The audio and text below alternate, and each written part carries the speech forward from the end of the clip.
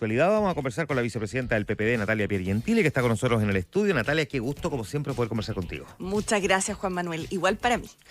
Voy a partir suavecito.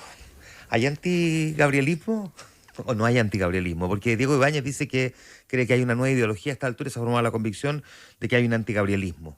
Yo creo que el criterio de los personalismos a mí no me gusta. O sea, el solo hecho de hablar de antigabrielismo me parece un poco inútil. Porque finalmente aquí no estamos evaluando personas, estamos evaluando propuestas políticas. Y podemos convenir en que la oposición ha sido dura en algunos aspectos que ha planteado el gobierno, pero de ahí a que sea un tema personal o llevarlo a un personalismo, a mí me parece que no ayuda. No ayuda al debate. Ya, ahora, uno podría pensar, como lo conversábamos más temprano, que en Chile había un antipiñerismo también, había una corriente de discusiones así como que se centraban en la crítica a Piñera permanentemente. Entonces, pensar que el antipiñerismo, el antigabrielismo o el antilayismo, no tengo idea, que no sabía antilayismo en todo caso. Yo creo que no. Yo creo que no, la verdad. Pero no tiene que ver con la persona, sino que con lo que representa la persona en torno a la defensa de su propio gobierno.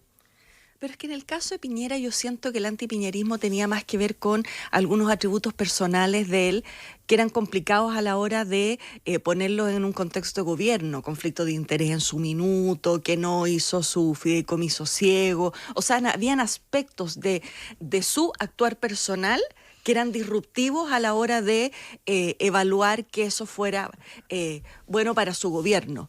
Pero en el caso del planteamiento hacia el presidente Boric, no creo que tenga que ver con atributos de su actuar personal.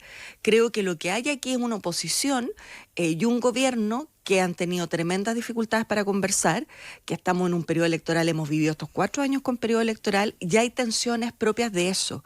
Pero te insisto, yo no creo que haya que centrar el debate en digamos, las identidades personales. Ya, el debate no hay que centrarlo en cuestiones personales. ¿Y crees que lo que hace Diego Ibáñez es cometer el error de victimizar al presidente en algo? Sí, porque yo creo que a lo que él dice antigabrielismo se refiere a las críticas legítimas que él pueda tener al actuar de la oposición y que se enmarcan en debates políticos. Yo puedo tener, digamos, convergencia o no en lo que plantea la oposición, pero aquí la crítica en general, sobre todo en los proyectos importantes, son a los proyectos. Yo nunca he escuchado a alguien de la oposición decir es que el presidente tal cosa respecto a pensiones. Yo lo que he escuchado decir es no nos parece el proyecto de pensiones, por tal o cual cosa, digamos. Ya.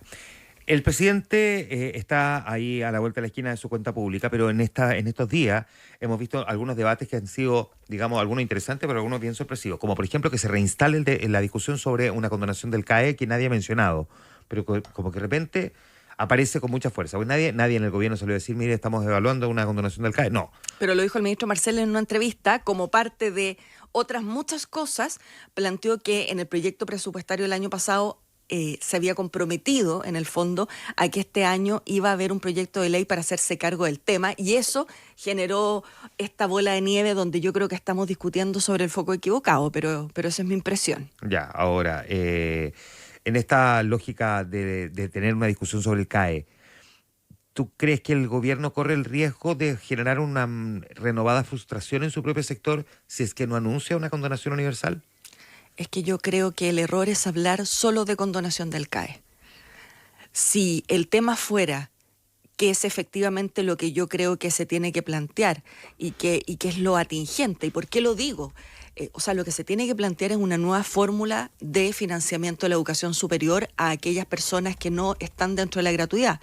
¿Por qué? No porque haya la necesidad o solo por el planteamiento que en su minuto hizo el presidente en su programa de gobierno respecto a condonar el CAE, sino porque hay un tema de arcas fiscales que está en serio riesgo a propósito de cómo está diseñado el CAE. O sea, hoy día tenemos un agujero fiscal porque finalmente hay una cesación de pago, porque el Estado compra las carteras impagas, etcétera, de modo que esto, aun cuando no se hablara de condonación, no es sostenible para el Estado. Y eso es una preocupación. El tema de la responsabilidad fiscal es una preocupación. Entonces, cuando tú centras el debate en un aspecto quizás el más vistoso, pero no el más relevante de la discusión. Yo creo que hay que hacer el esfuerzo por volver el foco a que digamos que lo que se tiene que discutir es un sistema de financiamiento de la educación superior. Ya, y esa discusión sabemos que la vamos a tener. Sabemos que en septiembre vamos a tener un proyecto que nos plantee un nuevo proyecto, una nueva forma, un nuevo sistema para financiar la educación superior. Pero el que hayamos estado 2 semanas discutiendo sobre condonación del CAE, que hayamos tenido personajes del Frente Amplio y del Partido Comunista diciendo que hay que honrar la palabra empeñada, porque eso básicamente es lo que han dicho públicamente, no podríamos estar viviendo y correr el mismo riesgo que en el fondo se vivió en otra esfera, en otro nivel, no quiero decirlo, pero lo voy a decir, con otro calibre, que es mala la figura literaria, con los indultos. Digo que el presidente indulta y para la izquierda indultó poco y para la derecha indultó mucho. Bueno, es que yo creo que es mucho más honesto cuando tú tienes la responsabilidad de todo el país de plantear, no sé si propuestas equivocadas, pero sí de gradualidad en tus propuestas. Y yo la otra vez pensaba, y pensaba el mismo ejemplo que tú das, no porque algo se haya propuesto, finalmente es algo positivo o bueno. Claro. Prueba de eso es lo que ocurrió con los indultos, derechamente. Y porque además no todo lo que tú prometes y haces tiene necesariamente un impacto positivo cuando no se hace de la mejor manera. Entonces, yo creo que cuando aquí el eslogan es el que a mí me molesta. Cuando uno plantea hay que condonar el CAE a todo el mundo, yo creo que es un error. Cuando uno piensa que hay algunas personas que ese sueño de la educación no llegó a puerto, porque no se tituló, porque tuvo una serie de problemas, porque hoy día no está dentro de aquellos que tuvieron movilidad social y están en vulnerabilidad, miremoslos en tanto población vulnerable a la cual el Estado concurre, como concurre cuando hay otros déficits. Pero hablar de condonación universal es un error, yo creo que no va a pasar y que uno ahí tiene que medir cuáles son finalmente tus responsabilidades. ¿Van a quedar algunos de los tuyos molestos? Probablemente.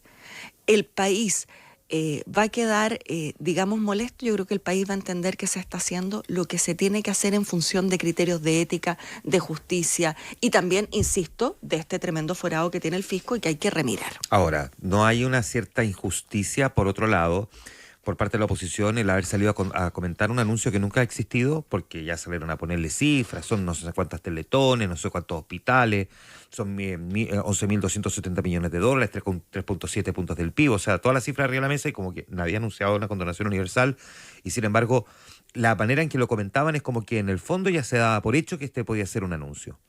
Bueno, yo creo que uno de los problemas que el gobierno tiene que hacerse cargo es que la agenda la debe controlar el gobierno. Y que cuando es la oposición la que te pone el tema, lo tensiona y te obliga a responder sobre algo que instaló, es porque algo estamos haciendo mal. Porque finalmente, inmediatamente debió haber una sola voz diciendo: esto no es solo condonación del CAE, esto es una parte, estamos evaluando la condonación, o sea, estamos evaluando a quiénes o lo vamos a hacer este sector, pero creo que la derecha ganó un punto comunicacional toda la semana. Y creo que es súper difícil de revertir aquello que se instala, además de manera inteligente, porque no les obliga. Convengamos en que en esto la derecha ha sido inteligente respecto de poner en ejemplos de cosas de la vida cotidiana lo que significaría la condonación del CAE, a pesar de que la misma derecha sabe que no va a haber condonación universal del CAE. Y que incluso si hubiera una condonación universal del CAE, que no la va a haber, jamás sería de golpe y poner los 1.270 millones arriba de la mesa. Por digamos. eso te digo, Claro. pero jugaron su juego. ¿Y por qué crees tú que al gobierno le cuesta tanto manejar la agenda? Porque nos ha pasado en otra oportunidad que el gobierno le aparecen buenas noticias, no tengo idea, cifras de crecimiento económico, y no alcanza el ministro Marcel a, digamos, limpiar los anteojos, ponérselos para salir a hablar a la prensa, y ya le explota al mismo gobierno otro problema probablemente provocado desde sus propias filas. ¿Por qué le cuesta manejar comunicacionalmente al gobierno la agenda? Yo creo que por varias razones, porque hemos tenido 4, vamos a tener todos los años elecciones, porque además el presidente no es el líder de la alianza de gobierno, en el sentido de tenemos 2 coaliciones dentro del gobierno y tenemos tensiones permanentes respecto de hasta dónde se avanza en el programa. O sea, la carta de hace unos días atrás de 3 grandes próceres del pensamiento del Partido Comunista plantea una carta abierta a los militantes con, digamos, cuáles debería ser el derrotero del gobierno. Claro. Eso no es casual. El PC es un partido ordenado, por lo tanto ahí está poniendo en común cuál es su foco. Y ese foco claramente es disonante respecto de lo posible de hacer y lo deseable de hacer por parte del gobierno. Entonces, ¿cómo no le va a costar al gobierno tener una voz única u ordenadora cuando tenemos una diversidad a veces frustrante al interior de la alianza de gobierno? Ya. Esta falta de control de la agenda al gobierno lo afecta en cuestiones que tienen que ver solo con comunicacionales para, digamos, vincularse con la ciudadanía, o tú observas algo que es más profundo, que tenga que ver con comunicar también internamente y por lo tanto generar los vínculos necesarios para dos coaliciones que a veces se llevan bien y la mayoría del tiempo están, digamos, cada una en su propio rincón. Digo, no manejar comunicacionalmente la agenda no tiene que ver solo con lo que luego los medios comunicamos, lo que la No, gente está recibe. mostrando algo, es un síntoma. Es en un el síntoma fondo. de algo. ¿Cuánto crees que eso es un síntoma que tiene también este gobierno con dos almas? Bueno, es que yo creo que una de las cosas que fue valiosa para crear la concertación fue que el propósito común era más importante que la historia o las recriminaciones de dónde estuvo cada uno en la historia. Para ser honesta, la DC y el PS estuvieron digamos, en trincheras distintas. Pero lo que había hacia adelante era más relevante. Y yo creo que aquí no ha habido aquello. Piensa tú que a pesar de que nosotros tuvimos una especie de acuerdo con algunos aspectos del programa del presidente Boric, ese programa no lo construimos nosotros Socialismo Democrático. Nosotros nos subimos a la micro andando, ya tenía recorrido la micro.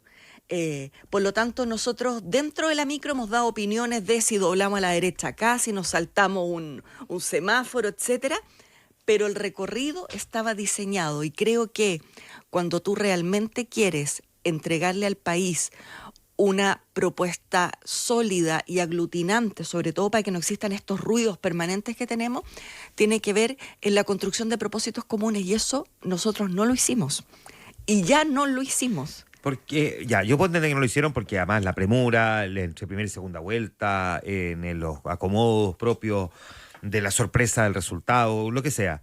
Pero ¿por qué con el paso del tiempo nunca se hizo? ¿Y qué pudo haber provocado que ya no se lograra? Yo creo que varias cosas. Yo creo que el hacer siempre obliga a estar en tensión. Hemos estado siempre en periodo electoral y eso también es complejo.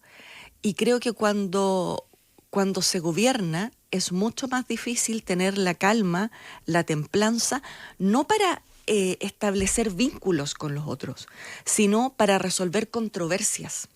Nosotros no fuimos capaces de crear un espacio que permitiera no solo debatir los temas, sino resolver controversias. Entonces nosotros nos quedamos en el debate de los temas, pero no en cómo cedemos en posiciones que permitan avanzar en el Parlamento, avanzar en la gestión, avanzar comunicacionalmente para que se vea algo más uniforme. Entonces, claramente, eso cuando tenemos esta, digamos, cantidad de partidos, sensibilidades y miradas, por cierto que es algo que en el ejercicio de la gestión, bueno, mejor le damos para adelante y vamos echándonos en la espalda esas controversias y cada cierto tiempo estallan como estallan. Esta es una oposición obstruccionista la que tiene Natalia Pergentili el gobierno. ¿Es una oposición que le niega la sal y el agua al gobierno?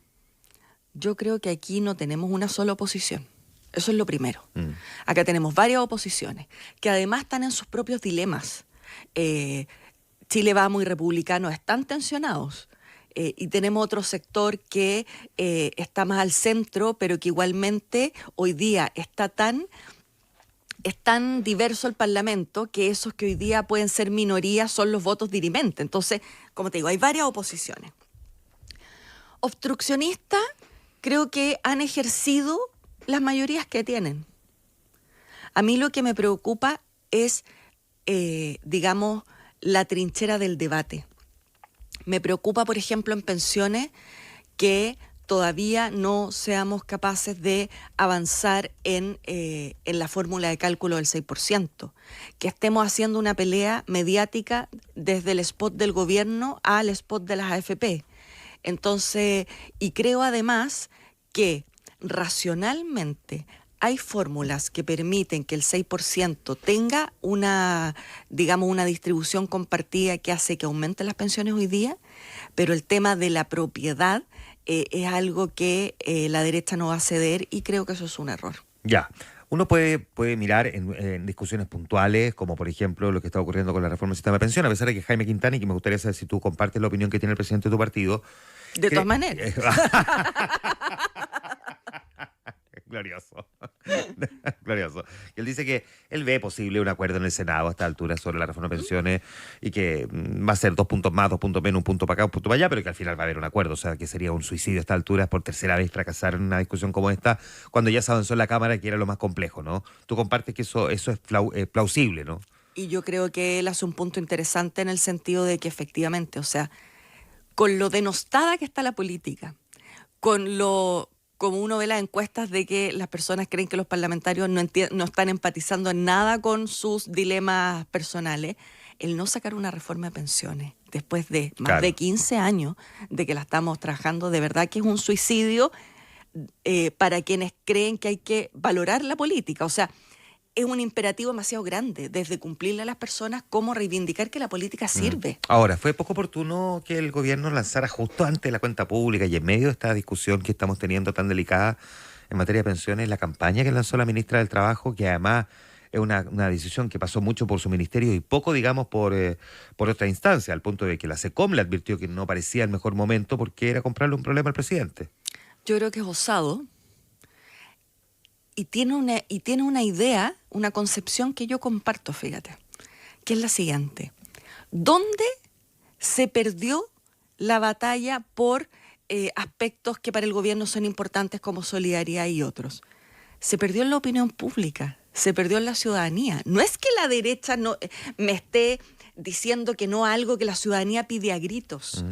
Entonces yo creo que este spot... ¿Pero qué es lo que pide a grito la ciudadanía? Porque la ciudadanía pide a grito que le mejoren las pensiones. Bueno, pero es que por eso te digo, pero por otra parte... Claro, no es que la gente esté diciendo, porque de hecho desde el día 1, cuando uno miraba la encuesta y le preguntaron a la gente si estaba dispuesta a compartir su ahorro, la mayoría te decía que no. Pero la gente quiere que mejoren las pensiones, no le importa la fórmula. Así es. Pero tal como quiere que le suban las pensiones, el tema del primer ejercicio constitucional, con todos sus bemoles, instaló ciertos sentidos comunes. Entre esos, mi plata es mía. Claro. Entonces, por eso te digo que creo que, y es algo que creo que hemos comentado otras veces, uno de los éxitos que tenía la concertación, y no quiero decir que el pasado fue mejor ni mucho menos, para solo hacer un ejercicio de comparación, era que aunque con el binominal estábamos empatados, éramos una mayoría social. Hoy día el problema es que no tenemos mayoría en ninguna de las dos cámaras, ya hay ciertos sentidos comunes en que la derecha nos ganó. Ahora, ¿y por qué? Porque ¿tú crees que tiene algún sentido en una batalla que ya parece perdida? O sea, la gente dice con mi plata no, y la gente no quiere que le toquen su plata y que le mejoren las pensiones. Pero si hay alguna posibilidad, digamos, de retrucar esa sensación a estas alturas con unos comerciales hechos por el Ministerio del Trabajo, que al final lo compraron más un problema al gobierno que otra cosa. Pero si ese spot es capaz de generarle la duda a alguien respecto de que si en el fórmula de cálculo un porcentaje se va a solidaridad, implica mejoras automáticas al tiro, tú instalas una duda que a mí me parece razonable para el debate. Ya. Por lo tanto, ¿vale la pena comprarle el conflicto al presidente si es que consigue ese objetivo? Yo creo que sí, fíjate, porque después del proceso constitucional se instalaron sentidos comunes que a mi juicio son de trinchera, son complejos, son casi de panfleto. ¿Se te ocurre otro aparte del Comi Plátano? Porque ese yo creo que es el más evidente, ¿no? Fue el más y probablemente quizás los que tengan que ver con la cuestión de la propiedad, ¿no? La propiedad, por ejemplo, hablar de solidaridad parece hoy día en cualquier aspecto un antivalor. Pero no consiguió la izquierda también en algún momento algo parecido cuando demonizó, por ejemplo, el lucro, que todo lucro era malo. Cuando partimos con el lucro de la educación, que además estaba prohibido, al menos en un segmento de la educación, pero luego cuando se masificó y se generalizó el concepto que lucrar era malo, ¿no consiguió también un sector de la izquierda? O sea, digo, no es solo la derecha, la No, izquierda por también lo ha supuesto, hecho. por supuesto, por supuesto. Y yo creo que eso de generar antivalores es un error de convivencia para la sociedad. ¿Mm? O sea, porque a la gente le importa si la universidad gana o no. Yo creo que en ese minuto la discusión no era esa, era la calidad, era la empleabilidad, Claro. o sea, eran otros valores los que estaban en Lo que juego. pasa es que ahí inevitablemente venía aparejada una cosa con la otra. Descubrimos que había universidades que lo único que le importaba parecía era lucrar y no la calidad ni la empleabilidad. Entonces, cuando aparecieron además los créditos con aval del Estado, las Exacto. universidades, incluso acreditadas, no todas tenían la misma calidad y que en el fondo estaban aquí, topón para adentro, venga para acá el alumno y que me quede la plata que me pasa el banco. Total, el Estado la paga si es que no la paga el alumno. O sea, en el fondo había una no era tanta la distancia entre la empleabilidad y la calidad de lo que me estaban enseñando con el lucro. Pero la izquierda logró instalar también que el lucro como concepto era una cuestión medio demoníaca. Cuando a mi juicio lo que era importante instalar era la necesidad de acreditación, de estudios de Claro. empleabilidad, de calidad, bueno, O sea, digo que también de lado y lado esto por funciona. cierto, por cierto. Y déjame, Natalia Bergentili, llevarte ahora a otra discusión. Están en proceso de elecciones primarias, o sea, de elecciones municipales, vamos a tener primaria en 2 domingos más. Pero las municipales las definimos así, pero en realidad son también de core y de gobernadores. Y vimos el Partido Comunista notificar en los últimos días que no van a respaldar la candidatura de Claudio Rego, que en cambio sí la candidatura que respalda el PPD como candidato a gobernador por la región metropolitana. ¿Cómo lo entienden ustedes esto? Si uno esperaba que hubiese una cierta reciprocidad, que al menos era lo que se había entendido en las conversaciones que habían tenido con sus propios socios. Bueno, la verdad es que yo no he estado en las conversaciones como de la entelequia electoral, Ujú. pero sí tengo una opinión respecto al tema. Creo que ha habido una evaluación positiva de la gestión de Claudio Rego. Creo que además él como candidatura independiente ha pedido el soporte de ciertos partidos y me parece que esto tiene que ver quizás con alguna otra negociación que tenga el PC y que quiera, digamos, tensionar. Si es así, creo que no es la forma, porque finalmente la palabra, las señales en política son muy importantes. Y si para el caso de las municipales hicimos un pacto transversal desde la ESE al PC, podemos convenir que Claudio Rego es independiente hoy día, pero todo el mundo sabe dónde viene. Sí, pues. Entonces, yo creo que es solo un ruido que puede ser innecesario, que puede tensionar, más cuando, insisto, Claudio Rego tiene una gestión por todo el mundo validada. Porque distinto ha sido, y esto puede causar polémica, pero es realmente lo que yo creo, distinto ha sido que por respetar un acuerdo, muchos de los partidos del socialismo democrático no tienen la misma impresión de la gestión de Iracy Hasler. Pero el acuerdo global es mucho más importante que, digamos, en los disensos particulares. Y en esas tensiones es donde se honra la palabra. Ahora, ¿no debiesen importar también los disensos? Digo, si no hay una convicción de una buena gestión de Iracy Hasler, que uno diga, respaldemos a los buenos, más allá incluso de la militancia política. Claro, Claudio Rego hoy día es independiente, uno asume que viene de un mundo, digamos, de la democracia cristiana, en fin. Pero no debiese ser eso lo que prime, no es en parte también lo que a la gente le critica a la política, que al final llevan candidatos por llevar candidatos porque hay un compromiso político, partidario, porque lo levantaste, y después nos terminamos arrepintiendo un poco y no confesamos tanto el arrepentimiento. Digo, yo me imagino que nadie en la UDI anda celebrando el aniversario del día en que se le ocurrió llevar a Katy Barriga como candidata a alcaldesa por Maipú, por ejemplo. O sea, por poner un ejemplo, ¿no? No creo que partan torta para ese día, no. Entonces digo, no puede después terminar pasándoles la cuenta. No estoy diciendo que la gestión de Iracy Hasler sea buena o mala, solo estoy diciendo que si no hay una convicción de que tenga una buena gestión, que a lo mejor debieron haber dicho, ¿sabéis? Que llevemos realmente lo bueno, no el que tiene mantiene ni ese tipo de cosas. Bueno, yo creo que la negociación fue tensa por el establecimiento de criterios en ese sentido. Algunos eran de la idea efectivamente que puede que un partido se haya consolidado en un territorio que tenga, digamos, la oportunidad de repetirse o de mejorar su gestión, etcétera. Y como te digo, ahí fueron los criterios de mayoría, que eran respetar digamos, el mantener a los partidos que ya están en los territorios, a pesar de que pudiesen haber algunos matices en su gestión. Yo no soy de esa idea, Ya. pero no estaba en la negociación. Natalia Perentile, un par de últimas preguntas. Una línea, a propósito del Partido Comunista, de la defensa que el mismo PC ha hecho de Daniel Jadwe, a rajatabla, o sea, inocente total, cuando siempre se ha pedido que, y especialmente cuando se trata del que está al frente políticamente, que al menos esperemos que sea la justicia la que se pronuncie, porque cuando hemos visto que salen a defender la inocencia de alguien, uno dice, oye, pero es la justicia la que le corresponde. Pero más allá de eso, de hablar aquí de una persecución política, algunos han planteado eso, y también de responsabilizar a los medios de comunicación, de inventarle los elementos de acusación a Daniel Jadwe. O sea, yo estoy absolutamente en contra. Creo que una de las cosas que nosotros tenemos que, nosotros cuando digo nosotros, digo la política, digo los ciudadanos, tenemos que ser capaces de defender nuestras instituciones.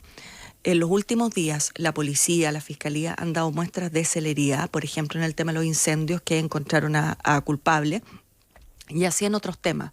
Entonces, yo creo... Ha tenido sus aciertos, como que han tenido su fracaso, como fue el caso del fiscal a cargo de la investigación por las platas del ex comandante en jefe, Juan Miguel Fuentealba. O sea, tiene dulce y da gras también. Así es, pero en el caso Fuentealba en particular todavía no está todo dicho. No está todo dicho, es cierto. En el caso de lo que está pasando con el alcalde Jadwe, creo que esto es como las mamás de los detenidos o de cuando uno va al centro de justicia, la mamá siempre cree que el hijo es inocente. Ah, sí, por cierto, claro, y obvio. está bien que la mamá esté ahí, que te apoye, etcétera. Pero distinto es que uno ponga en tela de juicio la solidez institucional para definir si hay delito o no. Y yo creo que el PC tiene que apoyar a su alcalde, por cierto, su militante, su compañero, hasta ahí. Pero poner en entredicho... Pero no poner en entredicho la institucionalidad, claramente no. Una última cosa, la derecha tiene terreno ganado y probablemente porque en el mundo, salvo excepciones, gana generalmente la siguiente elección el sector contrario al que está gobernando. Eso ha sido una corriente que, salvo en Paraguay y en Costa Rica, si es que no me equivoco, ha ocurrido en los últimos años. Y probablemente vaya a pasar ahora en México, ¿no?